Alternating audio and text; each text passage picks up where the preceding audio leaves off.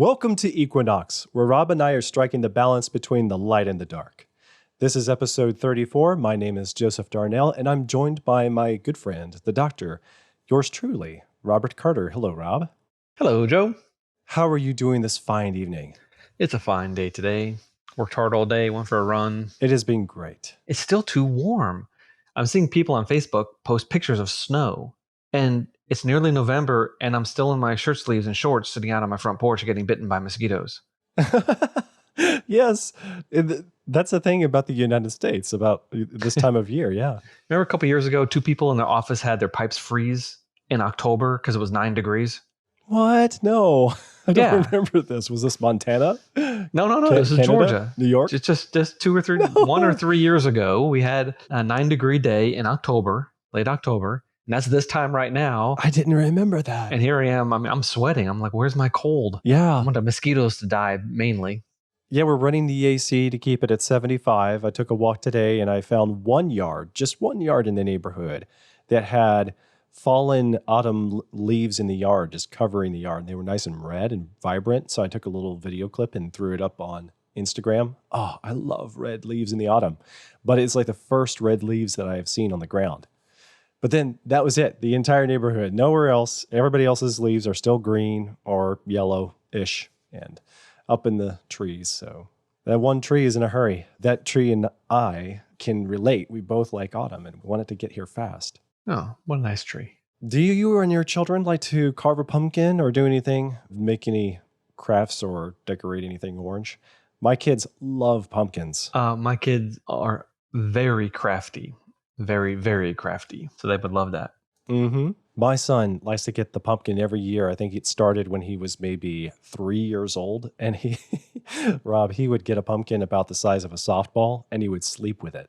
And it was his thing. He had to have his pumpkin. And it was like having a stuffed animal for the month of October. I think one of my kids did that too, honestly. I wasn't into pumpkins growing up. I didn't like pumpkin pie. I got with it later. I hate pumpkins. Nothing with pumpkin flavor is edible. Just nasty. Mm-hmm. Now, pumpkin seeds are okay. Oh, there is one exception. What's that? Oh, come on. Could I persuade you to try some pumpkin chili? No.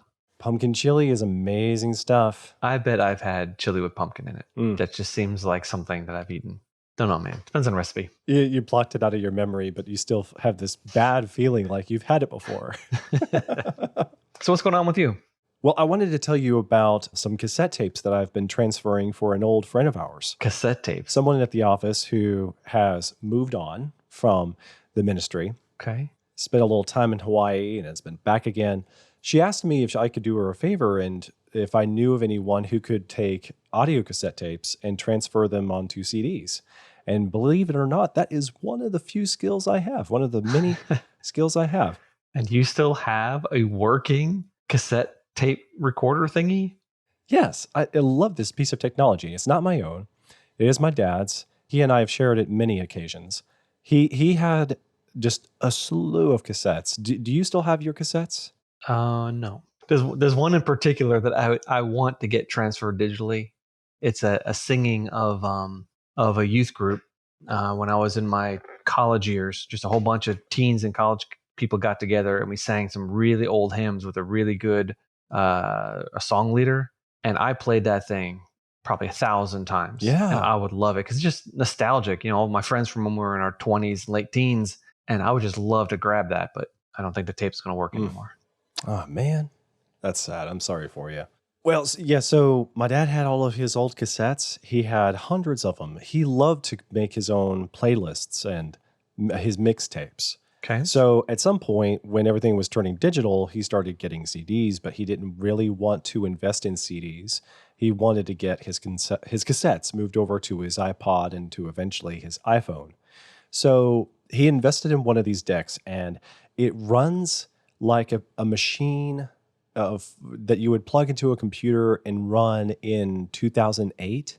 Nothing really has changed. The tech is really old, not many updates, but it gets the job done. And it still works on a modern computer? Yeah, you hit the record in the application on the computer, and then you hit play on the deck and connection with USB 2. You just transfer that tape in real time to the The computer, when you tell it to stop, it automatically encodes it as an MP4 Boom. or is it MP3? Yeah, video, yeah. MP4 is the video file. Yeah, it's an MP3. But wait. How does it plug to the computer? It has a USB jack? It does. That's old, man. How does it have a USB?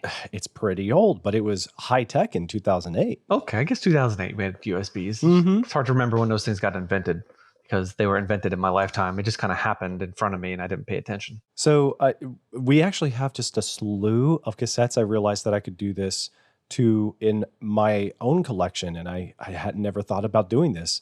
And so I told my wife, I was like, we got those tapes, and there's a lot of old Bible radio dramatizations and history dramatizations. I'd really like them to get transferred. Cool. So we're going to probably start that project in the coming weeks. Cool. When I was at Georgia Tech, I decided I wanted to learn Greek. I said, if I'm a Christian, I better learn the original languages. And now I never learned Hebrew, but I did get about a year's worth of seminary style Greek in. Between myself and I took a class afterwards, but it was on reel to reel. A friend of mine is like, "Oh, I got some Greek, some Greek lessons," and it was from like Moody Bible Institute in the 70s. So he lent me his reel to reel player and these reels, and I copied them to cassette tape. So about 90, 91 probably. How did you do that? I'm not sure, but I had a way to connect them somehow, and the impedance was right somehow, and it didn't sound as good as the originals. But I had to give him back his reel-to-reel player. Yeah. So I had a cassette version of Moody's Bible Institute's tapes, and I taught myself Greek that way. That is awesome. Yeah, it was good. I wasn't old enough to appreciate an era with reel-to-reel. So how did that work? How would you connect the film to the empty reel? Oh, you wander it through a couple dials or spools and pass the read head through some more spools, basically tension keeper uppers. Uh-huh. And then you take the end of the thing in the center of the spool. There's a slot, and you stick the end of the tape in the slot, and you spin it with your finger once or twice to get it wrapped around the spool a couple times, and then you hit play. Oh, I thought it would maybe like clamp down on it with some teeth or something. So yeah, just getting it wound once or twice would be enough to hold it on. Have you never used like an old school movie projector? No. Wow. How old do you think I am? Well, because we had those in elementary school and high school even, and so and even at home we had a little home movie thingy. There was no sound on it, but you It's true. cranked it by hand. There was a light behind it. Dad did have one of those. Dad had one of those, but he didn't want to use it while we were growing up. He wanted to get it transferred to VHS. So I remember seeing that up in the attic, and he got it out, and he was worried that he was going to lose that footage altogether. So he took it over to a shop that could transfer it to VHS. VHS. Yeah, that's real smart. Because I can transfer it again. Yes, because he eventually got a deck for that as well. Have you heard of the phrase the digital dark age? No. Was that between the VHS and the DVD era? It's when we transition from paper to digital. All that digital material is now decaying. Hold on. What kind of digital material? Film? Floppy disks. Oh, yeah. Cassette tapes. Burnable CDs with the organic matrix. Those are not permanent storage devices. Plus, people don't have the recorders or the players for these things anymore. One of my kids, all my kids, their birth was filmed, of course, and one of them was filmed on those little teeny recording tape things. Yeah. I don't know what it was. And we have it, and we'll never see it. I have nothing to play that with. It was probably a camcorder with a mini DV tape. Yeah, that's what it sounds right. That sounds right. So the digital dark age is a real thing. It's a transition period between paper and purely electronic online cloud distributed storage. Oh, it's tough. I hate to hear about this because I grew up with a cassette tape, and my dad still had the record player, and he still has records, and he doesn't use them very often. But records last forever if they're stored properly. Yeah, he had this giant stereo, and he had these towering speakers on either side of the living room. Oh, yes. They were bigger than I was when I was little. I remember the days, yes. And it had that hum, because he probably had a vacuum tube amplifiers. Oh, I love that hum, that warm hum. Oh, man. Doesn't sound like that anymore. No, they don't. Speaking of which, that reminds me, though, there's a lot of wavelengths in sound and tech, and this gets into sort of the topic of interest for a larger side item. I was going to bring this up. I've noticed that a lot of people are coming out with, tech companies are coming out with a lot of smartphones lately. Yeah. This is the time of year, a lot of people nickname it Techtober Okay. because there's so many new smartphones and tablets that come out traditionally at this time of year. And one of the funny things that came up in the background between social media and tech journalism and people asking questions, there's been just a handful of people saying that 5G is dangerous. Yep. I wondered if you could debunk that. But here's the thing is while that was on in the back of my mind, I was like, no, 5G is fine. There's no way that it could be a dangerous sort of thing that would hurt anyone. I'm thinking about replacing my own phone. And it must have been a few years ago that one of my doctors slash chiropractor with some knowledge about wellness and health in general and more than just straightening out your back alignment. She was saying, if you've got these headaches, and at the time I had these headaches and I was experiencing a lot of mental fatigue and brain fog. And she said, well, if it's not your food, if it's not your rest, you might just have a problem with having cell phones on your person all the time, using your iPad, using your computer, being at that device all the time, having an Apple Watch on. And she was not wrong about all these devices I had. And so she said, yeah, I don't even want you to bring them in here while I'm giving you a treatment. What you ought to do is try to get those things out of the way for a while every day and go outside barefoot and stand on the ground in the grass. The frequency of the ground and the planet. Oh yeah. Blah blah blah. Grounding. Got to ground yourself. Mm-hmm. Mm-hmm. Yep. So I did it. Sorry, I'm not an advocate, not a fan. Well, I don't know. Sorry, I don't mean to poo-poo anything. No, you're not. You're not being mean, and you're being fair. And I wanted to get your opinion, your thoughts on this because I did it, and I can't say that it actually did anything for me, but I did feel better. And I don't know if that is like a placebo effect, because sometimes I have that kind of fog again. And one of the other suggestions she had was that if my wife could take her hands and just hold them up around the sides of my head, that the static electricity off of my head could be moved to her fingertips and she could wipe them off, on even on any other kind of cloth or. Yeah, that's not quite the way static electricity works on a human body. Yeah. So you get where I'm going with this. This is a lot of stuff that I found to be just. Yeah. See, I've done a lot of alternatives also. And I've been to a lot of alternative doctors, a lot of alternative medicine, lots of pills and potions. Very few things ever helped. And they would say things like that. And after researching, and it's like, okay, it's not really based on anything. But see, that's the thing is I didn't know enough to know if I should believe them or if there was nothing behind this. I just couldn't tell. I didn't have enough information. Earlier today, I was browsing YouTube for another reason, and I saw off to the side that there was this video called "The Truth About Mobile Phones and Wireless Radiation" by Dr. Devra Davis. You want to make that our main topic or the partial topic? Well, it kind of brought this up. Yeah, I think this is going to bleed right into everything we're ready to talk about today. So let's go. Okay. So the thing about this is that there's a lot of misinformation. There's a lot of skepticism, but there's a lot of people that still say you got to be afraid about the radiation off of your smartphones or the wavelengths of radios. It's going to mess with your head. It's going to mess up your brain. It's going to give you cancer. And I just don't know what to believe. And I don't know if she is a scientist, but Dr. Devra Davis, and she's giving this at a seminar in Australia. Yes, I watched this video today. I mean, to me, as someone who doesn't know anything, Rob, it looks convincing. It looks legit. Yeah, it does. It always does the first pass. But I've seen this before. I've been around this block before. I'm going to tell, for you and for the audience, I don't necessarily have an answer, but I'm skeptical of the skeptics because of patterns I see within the skeptic community. Poo-pooing things, unscientific observations, false associations, very low power statistics, a lot of one-off stories, which isn't data. Now, this lady was really very well polished, and she had a very good presentation. And some of the things she said are like, "Oh, hey, I better look that one up. I don't know. That sounds like a good argument." But other things she said were definitely bad arguments. And separating that is really hard.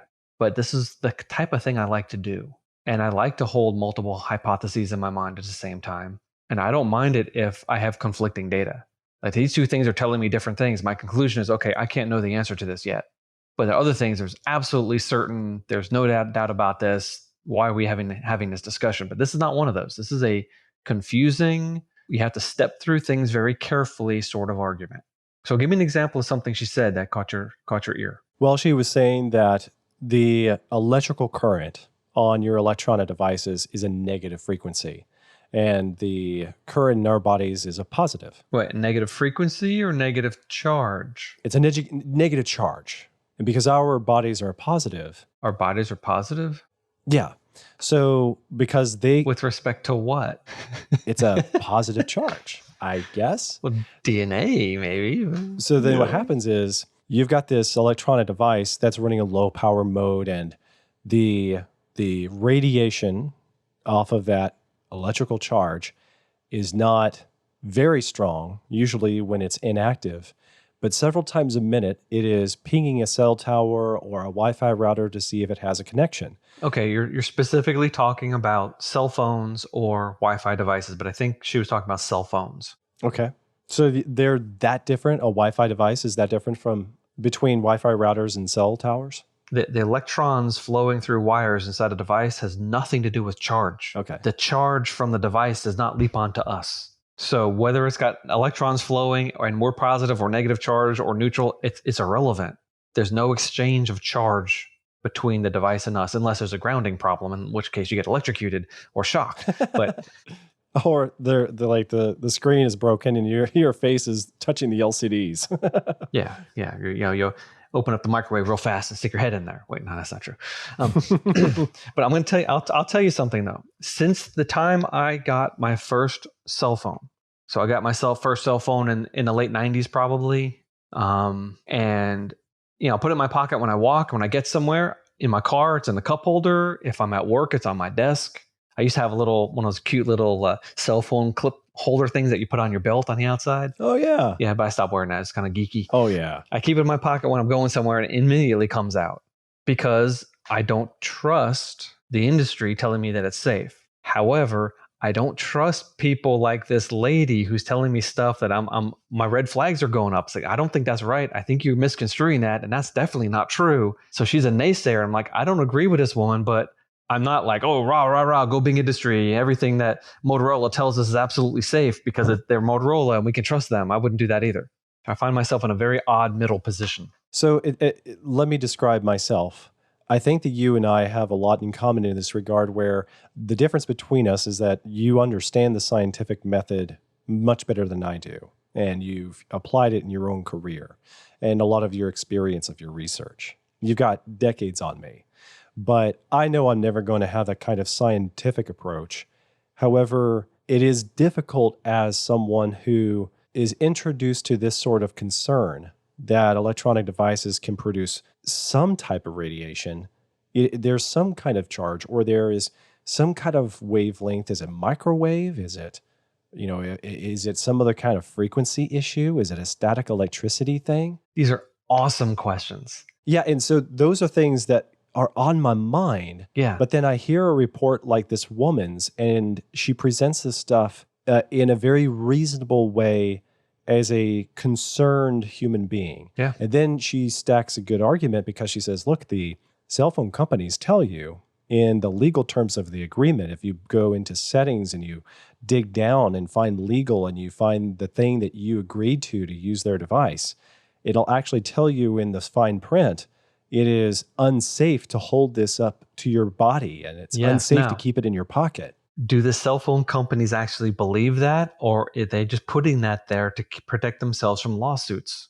Oh, true. It doesn't have to be true, but if there's a risk of it being true, they'll put a little disclaimer in there. And it's, oh, look, we told everyone it's right there. They signed the consumer agreement. Not our fault they didn't read it. We told them to read it. So they'll have plausible deniability. It might just be a CYA, not we really know this is true. We're going to hide it back here so people keep using our devices. So there's two ways to interpret that. So let me ask you a question, right? Fire away. How long have we had cell phones? 20 years? Would we say cell phones, including the dumb phones that we had when I was a Yeah. kid? Oh, yeah. In fact, the dumb phones are probably worse. Would we go back as far as car phones? No, they wouldn't count. And why is that? Things that people wear in their pocket, on their hip, in front of the lymph nodes, next to the reproductive organs. Okay. How long have people been carrying these around? 20 years? I remember seeing some in the late 90s. Okay, so a little more than that, but Yeah, it'd be a little over 20 years. there are millions of people in this country who've had a cell phone on their hip for 15 years every day, right? Yeah. Have we seen an outbreak of crotch cancers, of upper leg bone cancers? Nothing. No.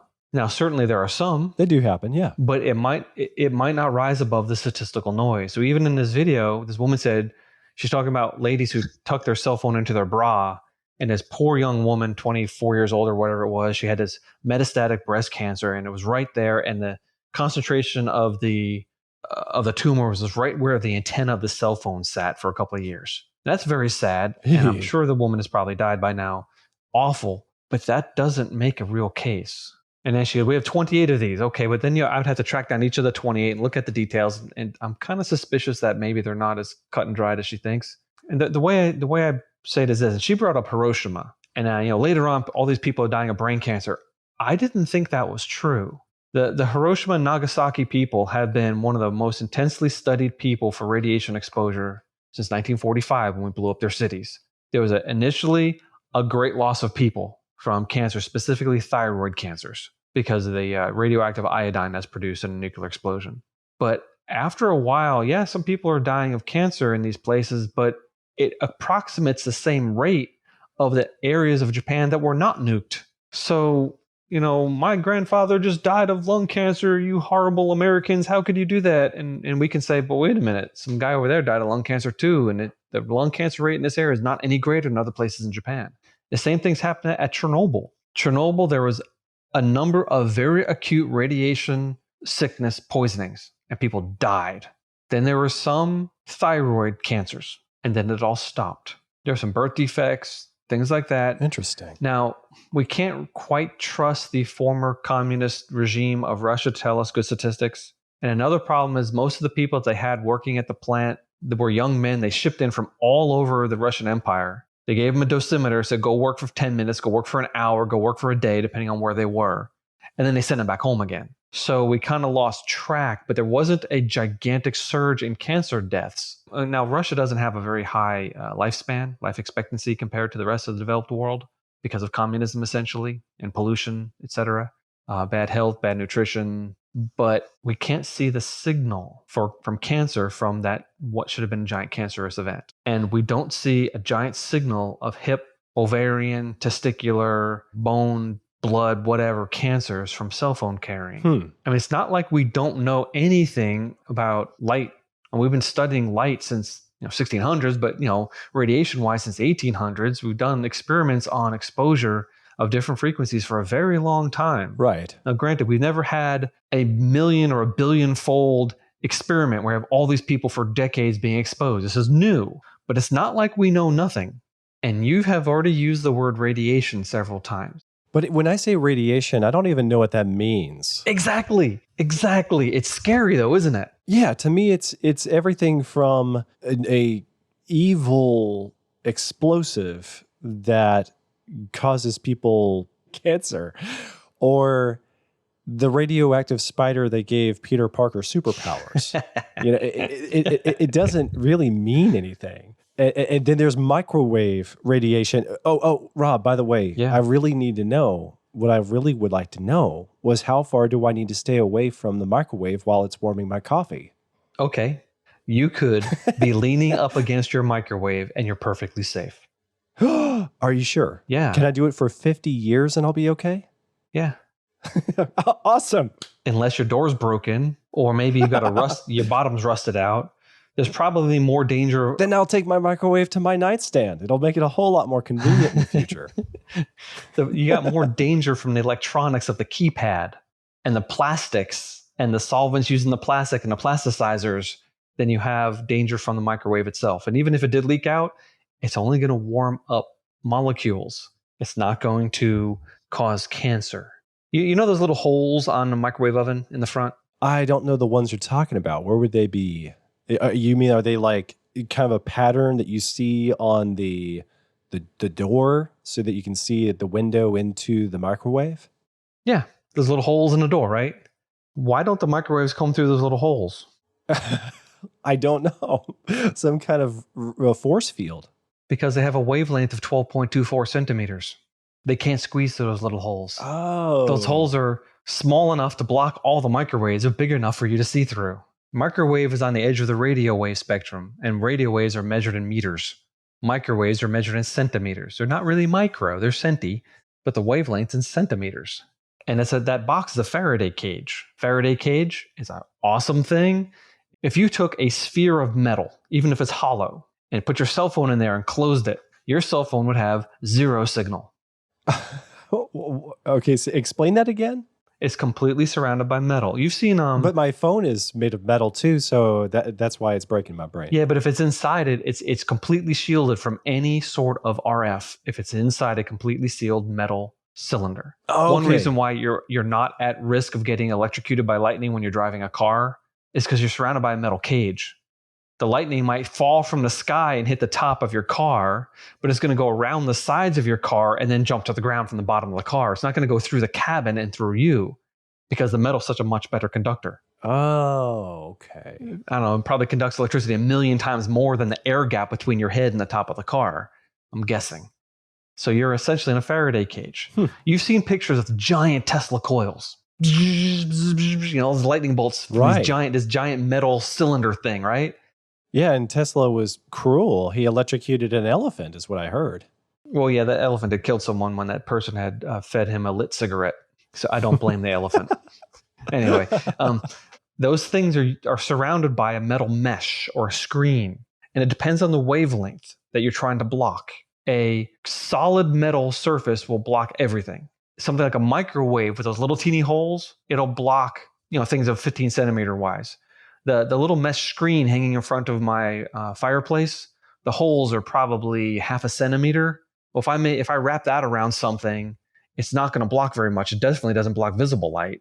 But you could, there's some like radio antennas. You might have seen them. It looks like a wire frame, and there's like, you know, it's curved and it's reflecting light from outer space to a detector, but there's holes in it. And it's like a waffle, like Swiss cheese, like someone took a you know, cattle fencing, where it's like really hard metal wire and it's welded together. It's like 4-inch squares. Oh, yeah. It's like that.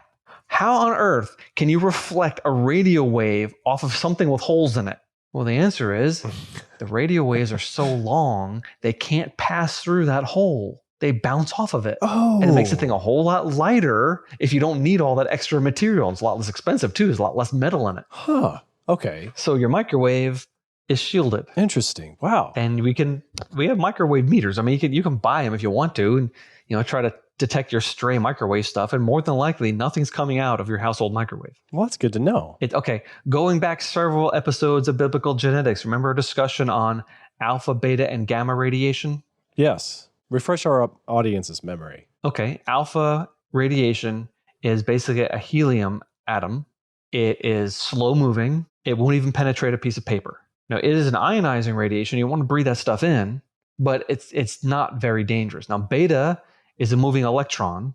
It moves very fast, and it is ionizing, and it's a lot more dangerous. But gamma is light. Gamma radiation is a very high-powered photon that will strip electrons off of atoms and cause mutations in your DNA. It's like X-rays. X-rays, gamma rays, those are very high, powerful, high-frequency light rays. They penetrate things. They destroy things. They rip apart atoms. Microwaves are the other end of the spectrum. Actually, between microwaves and X-rays is the stuff we call visible light. Oh, huh. So if X-rays and gamma rays, I should say, X-rays and gamma rays, they're super dangerous, way past ultraviolet. Then you get the ultraviolet, then you have blue, then you get up to red, and when you pass red, you get into infrared, and then you get to microwaves, and then you get to radio waves. So microwaves are not ionizing radiation. Can they be dangerous? Yes. If you get too much, they heat things up, and heat destroys biological molecules. But we call that cooking. So that would actually mean that the danger involved is that it's actually heating the thing up. Yep. And that reminds me of a few years ago, there were Android phones where Samsung, unfortunately, do you remember this story? Samsung, unfortunately, was marketing a thing as being hot for some reason. But then, as it turned out, the product actually had exploding batteries, and even the ones that didn't explode got really hot. And then later, they tried to salvage the situation by the next generation calling it like the ice edition of something or other. It was hilariously bad.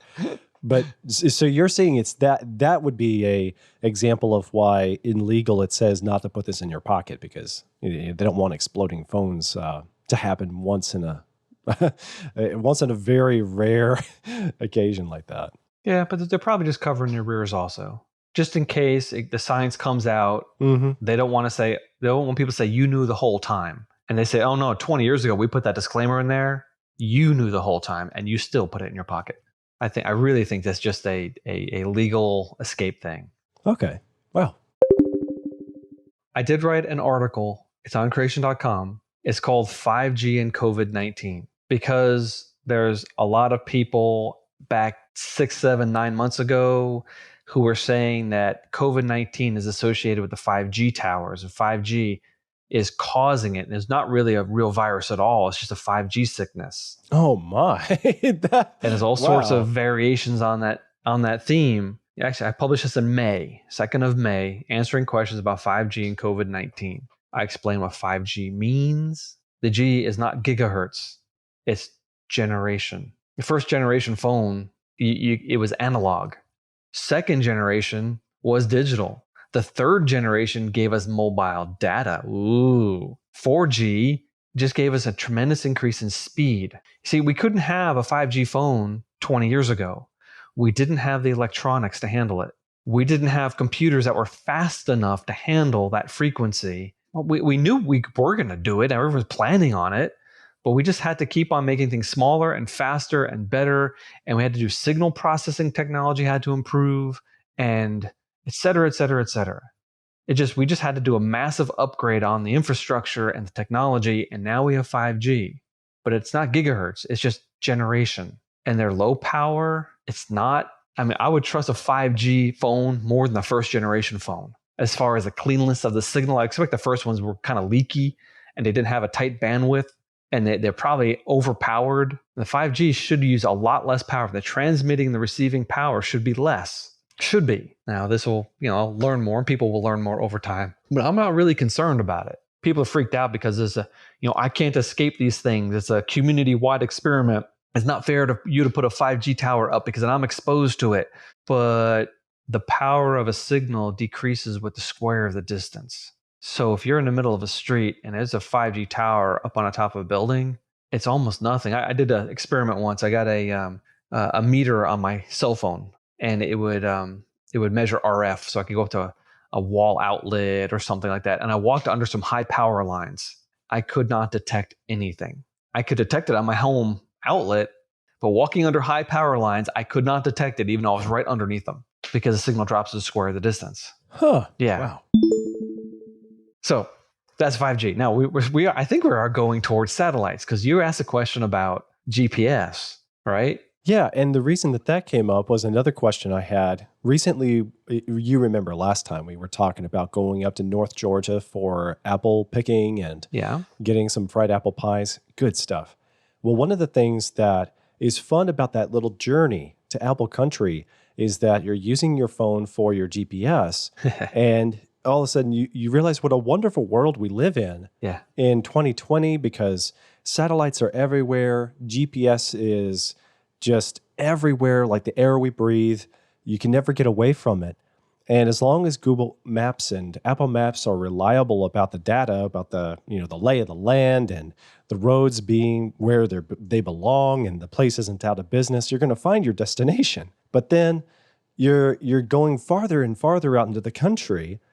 While you're at it, you've come to the end of your music playlist. So you tell the other person riding shotgun, hey, grab the phone and turn on something else. And they grab the phone and they realize, hey, wait a minute, we don't even have a connection. Yep. We have no bars, But your GPS is still working. but we still have GPS. Sorta. What is going on? I begin to wonder, like, if I take the next exit and get off the interstate, am I entering the twilight zone? Now I'm off the grid, and I don't know what would happen. Your next stop, the Twilight Zone. Oh, man. Hey, let's go back 10 minutes. Have we answered the radiation question? Fair enough for me. Yeah, that was great. Okay. Light.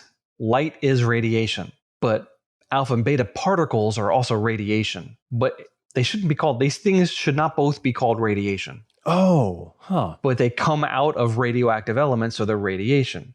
And once they realize that gamma rays are just really short wavelengths of light, now light is radiation also. But you go out in the sun, you sit there, oh, it's nice and warm, you get some infrared, woo, that's radiation. The ultraviolet is also radiation, but so is the blue and the green. That's radiation. Okay, that said, let's talk about GPS. We're talking about cell phones, microwaves, GPS. Yeah, I mean, we're getting this by some kind of wavelength, right, of signal. Yeah, but it's not from the cell phone tower. None of it, really. So you can't make a phone call, you can't load a map, but you can still know exactly where you are. Now, cell phones are a little different. Sometimes they need the time from the cell phone tower, and there's a little confusion, and GPS signal lost. Oh, shut up, you dumb thing. GPS in space. How can you lose a signal? Right. Sometimes they don't like to talk to you if they don't have a cell phone tower. But there's nothing preventing a cell phone from communicating with GPS satellite, except the cell phone's not communicating. It's not a two-way talk. You're not broadcasting to space saying, hey, where am I? And the satellite says, oh, unit number 15643 2020 AB, you are at this latitude and this longitude. Ain't happening that way. It's a passive system. There's a ground station the government controls that is tracking all the GPS satellites and is telling them, you are at this location, this is the time. And it says, I'm at this location and this is the time. And all the other GPS satellites all say it at the same time. And your cell phone gets 5 or 6 signals and says, oh, I have 5 or 6 signals, but I got them at different times. They all said it's exactly 12 o'clock, but one of them got here 3 or 4 hundredths of a second later. That one must be a little farther away. And if you know where that thing is, you can then triangulate your 3-dimensional location on the Earth, because it also includes altitude. And you can do it with a precision that is absolutely shocking compared to the way things were in the past. I mean, in the 70s, we had the LORAN system, where the government had a bunch of almost radar-like radio signals up and down the coast. And so if you're on a boat, you could take several LORAN readings and know where you were through triangulation. It wasn't to within 100 feet even. I remember when they first came out with GPS, I was doing a project for work, and I had my own little GPS unit. I mean, it was bigger than my cell phone is today, but I had my own. I was like, well, I got my own GPS, like $300 or something like that. I used it maybe 4 times. Oh. And we were doing a seagrass study in Miami where there's a seawall and they wanted to build a dock complex or something. So we had to go down the bottom, do a bunch of transects and look for rare and endangered seagrasses, which are about as big as your thumb. And they live in mud amongst all the other seagrasses, which are tall. Oh, okay. And you could not see the bottom. It was in Biscayne Bay, so it was dark down there. One time I went down and I saw a giant gray thing. Oh. It was a manatee. There's a manatee and a little manatee calf, and they came up next. I was like, "That's a manatee." I thought it was a shark. I was about to die, man. I was like, ah. But we had to do all these transects. And the point of the story is that I had my little GPS thing, and every time we did a transect, we measured on the seawalls, like every 10 feet or 3 meters or whatever it was. We did about 20 of them along the seawall. I marked it with my GPS. And my buddy's like, man, it's not that accurate. You can't do that. And I'm going to do it anyway, I said. And we got almost all done. And one, I could see that they were in a line and one of them was way off. So I did it again and it became on the line. I was like, what is happening here? Well, this is just on the edge of when the government was deregulating the signal. When the US government first made GPS, the consumer version was a dumbed down version. You could not have used it to navigate a car. No way. I mean, you're plus or minus 100 feet or something like that. The military, they had the algorithms to decrypt the signal so they could get down to what we now use. But no one else in the world could do that, except people figured out how to crack it. I went to it was the aerial robotics competition at Georgia Tech. This is when I was teaching high school. I'd already graduated. And Alan Alda was a presenter. So I was standing on the field there, and Alan Alda is like 20 feet away, and he's got a microphone, he's talking. And there's all these teams from all these colleges. And all their goal was to have a flying robot thing that would pick up a disc, fly over a 2-foot high wall, and drop it on a circle. And nobody could do it. This is way before the days of drones. This is one group built a blimp, one built what looked like a flying garbage can with a giant fan. One built like a remote control plane thing that they could try to slow down and grab the disc. But the problem was that they could not tell where they were in the air. And so half of these teams, they used a GPS and they cracked it. And it was like, like illegal, like CAA will come and abduct you in the night sort of stuff. But since these are Georgia Tech students and and if they could do it, that means the Russians and the Chinese can already do it. And after that, the government just, okay, everyone, fine, have your GPS signal. And now we have the GPS that we have now. Huh. Elon Musk and his Starlink constellation, though, I've heard that you can use it for GPS analog and it'll be even more accurate than the GPS signal. Interesting. I don't know if that's true, but if you've got a constellation of satellites, you know where all of them are all the time, you might as well. You have to have a way to tell your satellites exactly, to the millionth of a second, what time it is. And you have to account for Einstein. Einstein? Really? Oh, yeah. Both special and general relativity apply here. If you are accelerating, your time slows down. That's basic Einstein. So the clocks at sea level tick a little slower than the clocks at the National Bureau of Standards in Colorado. They're a mile in altitude. They literally tick slower than any atomic clock in Manhattan or Washington, D.C. Right. Or Chicago. Right. Or Atlanta.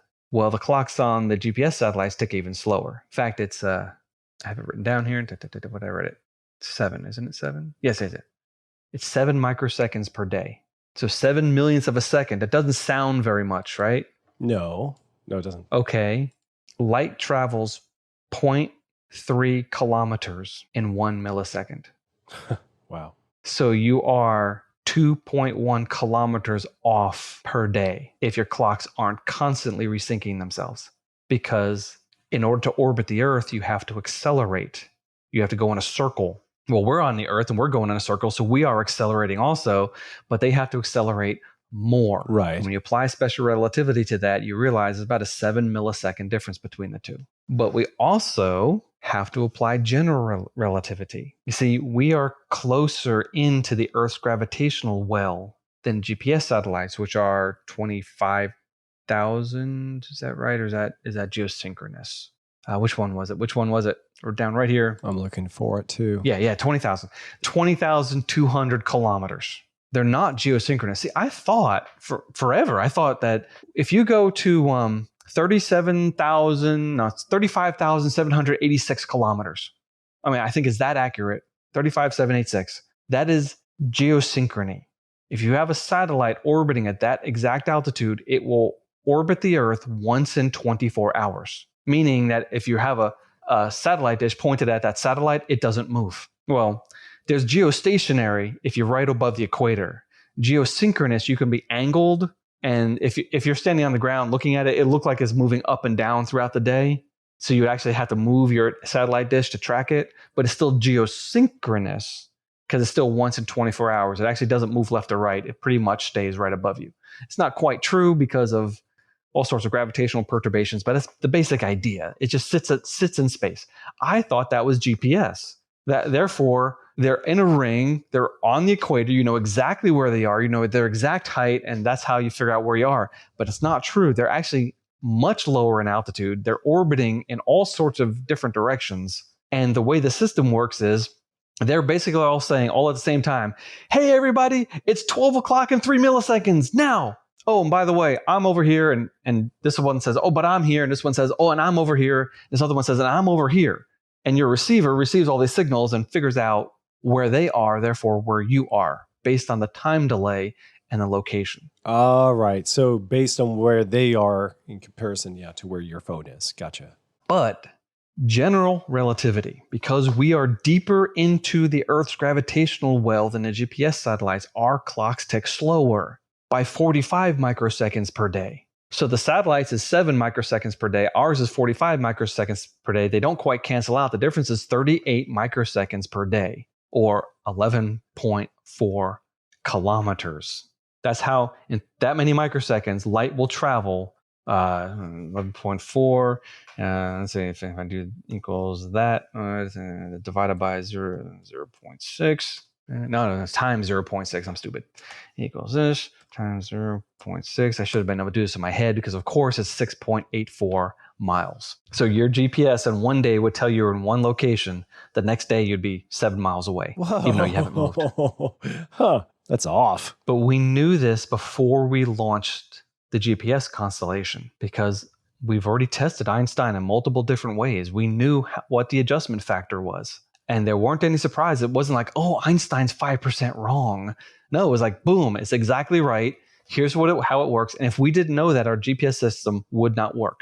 That's a really interesting application of Einstein's theories that most people don't even realize applies to their daily life. Wow. So you tracking with this okay? Yeah, so I am, and I get it. I figured that at some point along the way, what a satellite was able to give my phone and what a cell tower was able to give my phone was the same information. It didn't occur to me, but your cell phone tower is giving you data, and then the satellite is giving you location. Yes, and one is a one-way communication and one is a two-way communication. Your GPS receiver is passive. One reason why they can be so small, they don't have to broadcast anything. The cell phone is active. It has to talk in two different directions, to receive and send. And to send means you need power, because if you don't have any power, you can't reach a receiver. But in the case of GPS, all the power is out in space. The amount of radiation reaching us from the GPS satellites is so tiny, ridiculously tiny. And yet, the reason it reaches us, have you ever seen, look in the show notes, have you ever seen one of those charts with the absorption of light in the atmosphere? The example you gathered for our show notes here, Yeah. I could actually put this in these show notes for. Yes, I think we should. Yeah, so if you want to get to this and see it for yourself, yeah. Yeah, just type in light absorption atmosphere in Google, and you get a lot of examples will pop up. And there's different ways that you can have transmission or absorption, but basically all the radiation coming in from outer space, most of it doesn't reach Earth because it's absorbed either by the ozone or by nitrogen or oxygen or water or methane or atmospheric dust. Most of that light doesn't get to us, so we are shielded from gamma rays and X-rays. And because some of these things are charged particles flying in from outer space, like cosmic rays, our magnetic field protects us from those. But as far as the light goes, most of it's absorbed. So, and it's a good thing because, ultraviolet does penetrate okay through our atmosphere. Enough of it gets through that we can get sunburns pretty good. But anything shorter than that is absorbed, and that's great because if it wasn't, we would be fried by the X-rays or the gamma rays. Life would be impossible if that absorption band wasn't in the atmosphere. And if you get into longer wavelengths, into the microwaves or radio waves and things like that, there's different peaks of absorption because some molecules have a very specific absorption band. Like picture water, okay? You are now a water molecule. You're holding two dumbbells, one in each hand at a 45-degree angle. Your head is oxygen. Each of the dumbbells is hydrogen. Yeah. You can move the dumbbells several different ways, can't you? Right. You can do curls at a 45-degree angle at the same time. You can do curls one arm at a time. Right. You can lift your arms up and down like you're flying. Those are 3 different absorption bands. You got me lifting some air weights right now. Okay, those are 3 different absorption bands of water.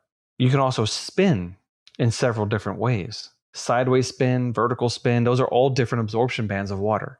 Very precise. This is why a microwave produces light at 2,450 megahertz or 12.24 centimeters. That 2450 megahertz is very strongly absorbed by water, which is why you use that. You want it to be absorbed by your food, which is water. It's also absorbed by fats and proteins, but water is a really good absorber of this. And this is why there's a hump in the atmospheric opacity or the absorption of stuff in the atmosphere at this wavelength. But when you're talking about GPS, you're in a perfectly clear zone. Things like microwaves up through radio waves, so things between 10 centimeters and 10 meters in wavelength, It's like the atmosphere is perfectly clear. This is why we have radio telescopes. This is why the Chandra X-ray Observatory is in space, not on the surface of the Earth. But radio telescopes we can put right here on the surface of the Earth because they see clearly. Radio waves go right through the atmosphere, which is also why we use radios to transmit frequencies, which is why cell phones are in this band. They're not super long, they're not super short. They're in this middle range that has great, it's like clear water. Light goes right through it beautifully. Cool, huh? That explains a lot. With the influence of modern science fiction, even just recently, my wife and I were watching the modern Star Trek films together.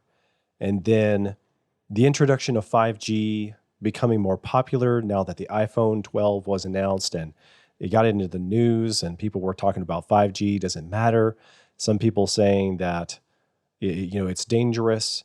And then just seeing the misinformation videos on YouTube again and no one really explaining how all these things work.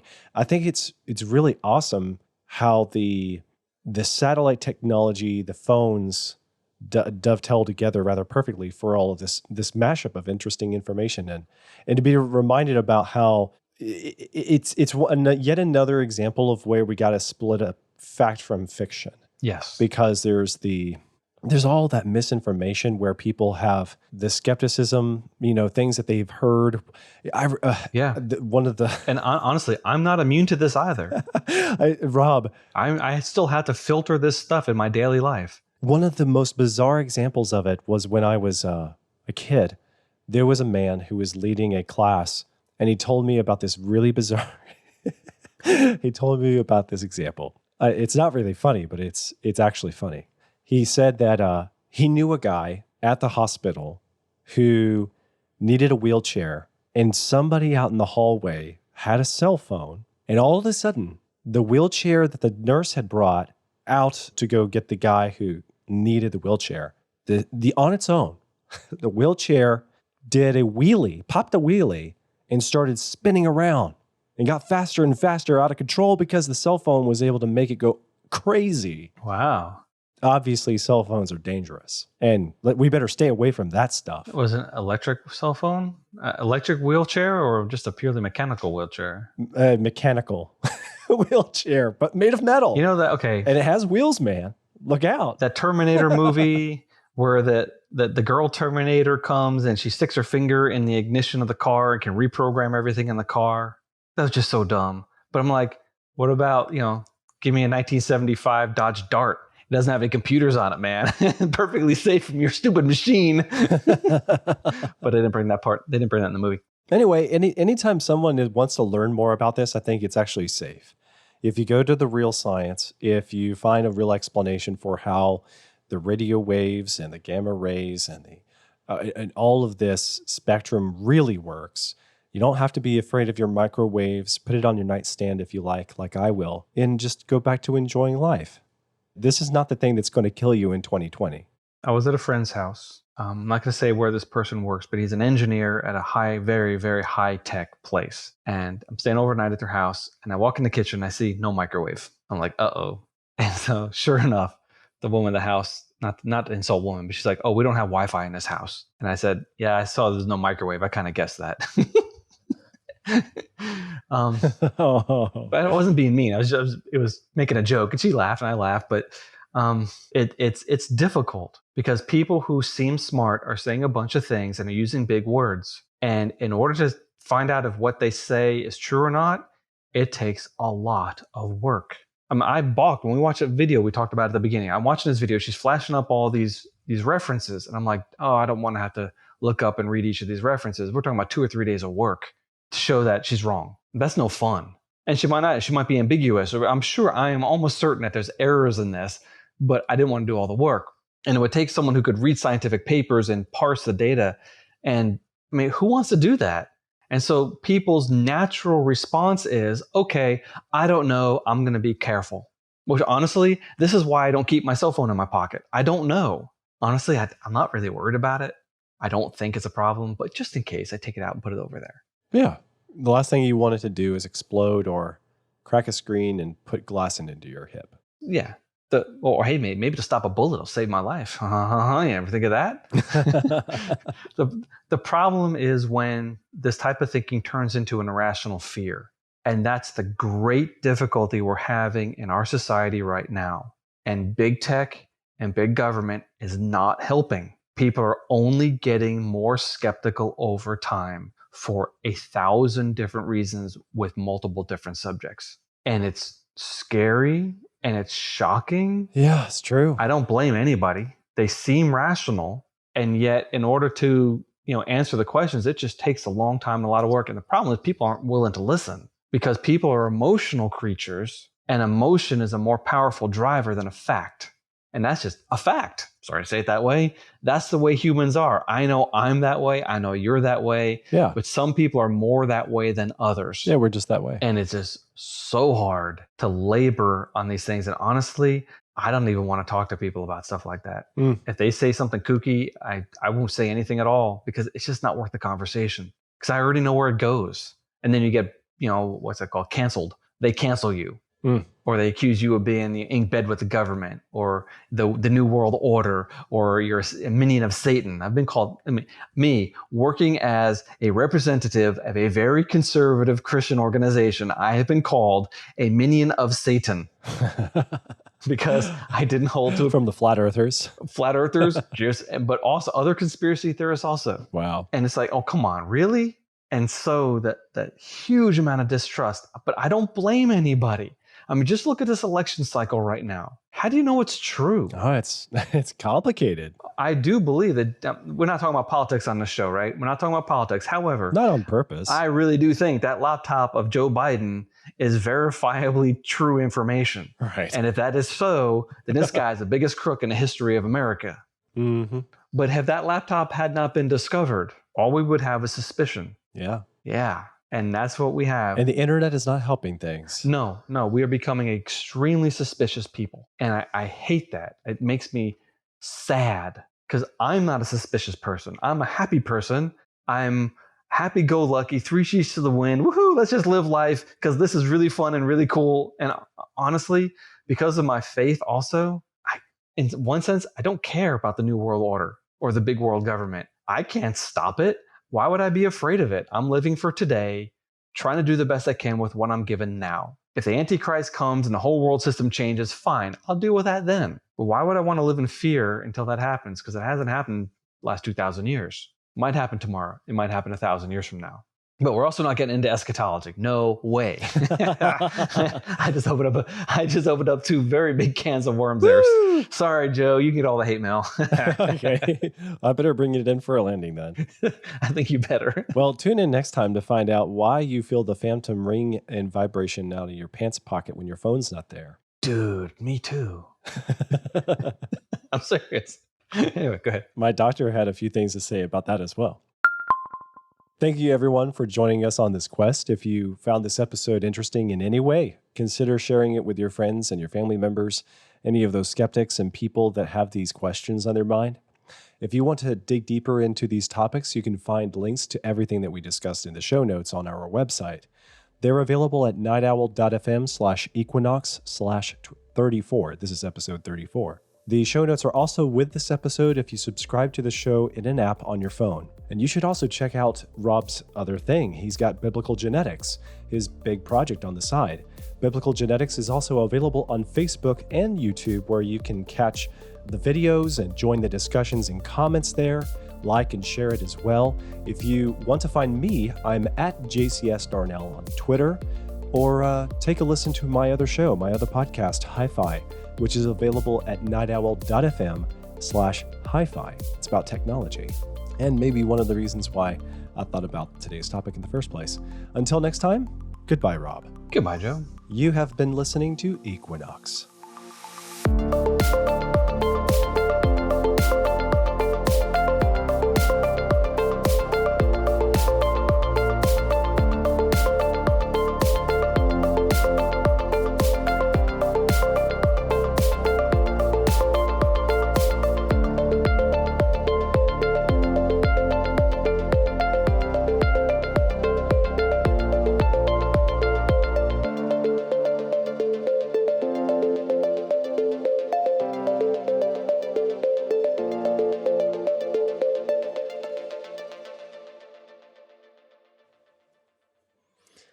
That was a really good show, my friend. That was fun. I knew it was going to stretch you because the topic is not directly in your wheelhouse, but I knew you knew this stuff. It was the numbers that I was worried about. Also, it's fun because you've been there, you've gone there, you've been one of the skeptics. Yeah. I trust a lot of your reading on these things more than I would other people that just flat out didn't really use any kind of observation of the issue.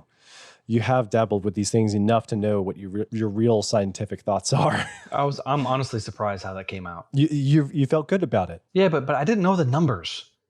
I was afraid of the numbers. Yeah, I wouldn't be worried about that because Well, I was like, what frequency is that? I don't remember the frequency. And what's the wavelength? I don't know the wavelength. I don't remember that anymore. So well, it just helped a lot to explain, as you did in the show, that the frequency wavelength is literally got a wavelength and it cannot necessarily fit through a hole. When you said that, I had this new appreciation for what was happening. cool. Like, oh, it can't fit. Speaking of which, it even reminds me how on smartphones, anecdotally, on our modern smartphones, we have these antenna bands on several different kinds of phones. If they're made of plastics, I don't think you need them so much. But on the metal and glass ones, you kind of do. So this has been an issue for iPhones, and it's not an issue. It's just something that people notice. What do you need them for? Yeah, so they got the bands for 5G and LTE on the sides, and there's this new one that looks like it's sort of like a pill shape that's flush on the side of the iPhone 12. That is only on the 12 in the United States for 5G. It was required for regulation. Okay. The iPhone 12 elsewhere doesn't have it. And it's neither here nor there, but it's just one of those peculiar things when you're explaining how weak the signal of 5G is. We're thinking it's the latest revolution in tech. 4G, what is 4G? Well, 4G is you take G and you got 4 of them. Then if you go to 5, it's going to even be more powerful. Yeah, no. It's one more whole G. Yeah. Well, yeah. When you're explaining just how honestly the real wavelengths work. Well, I think it can be weaker because first of all, it's digital. So, the computers are like, okay, at this millisecond, I'm going to receive a beat or not. Okay, I didn't receive one. That's a 0.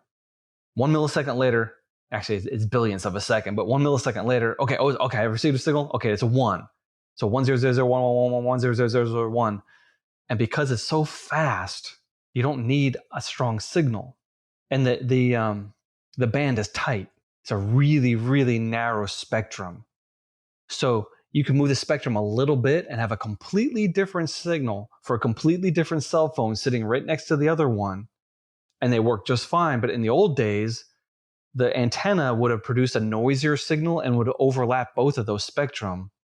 And so you could not have had 2 cell phones on so tight a little bandwidth. Oh, you know what we didn't talk about?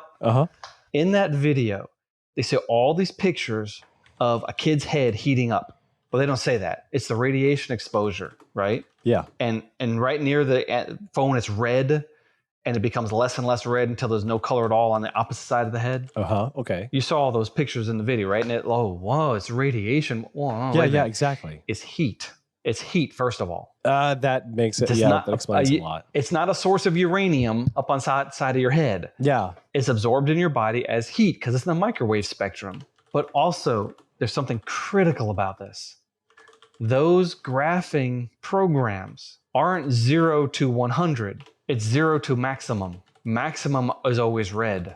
And so if you were going to graph 100x on one side of your head and it's 0 on the other, well, the 100 will be red and the 0 will be white. What if you're going to graph 0.1x? Well, right on the left side of your head, it'll be 0.1x, it'll be red, and the other side will be white. So it looks exactly the same because they're just scaling the colors to fit the maximum range of values. It's a trick, and you got to be really careful watching these things because you don't know that these 2 different tests, okay, they're both red, but one of them could literally be 1 million times the exposure, and you can't tell from the picture. Oh, yeah. Because it goes from 0 to 1 million. The other one goes from 0 to 0.02. But it's still red. It's the same color because it's the maximum color in the thing. I could be wrong, but as one of those little red flags that popped up, I was like, wait a second, I need to validate this because I don't. And if she's doing that, then she's lying. Interesting. Huh. Yeah.